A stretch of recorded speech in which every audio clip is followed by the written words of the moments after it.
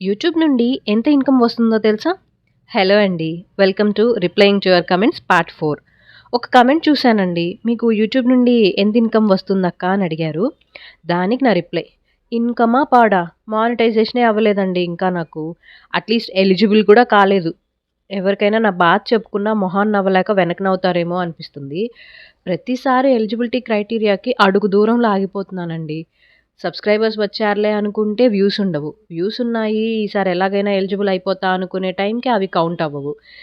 ఏంటా ఇది అని సపోర్ట్ వాళ్ళని కాంటాక్ట్ అయితే వ్యూస్ కాదు, ఎంగేజ్డ్ వ్యూస్ ఉండాలి అని చెప్తున్నారు. 1 మార్క్‌తో ఫెయిల్ అయిన ఎగ్జామ్‌లా ఉంది నా పరిస్థితి. ఇప్పుడు కూడా అడుగు దూరంలోనే ఉన్నాను. కానీ ఖచ్చితంగా ఎలిజిబుల్ అవ్వను అనిపిస్తుంది.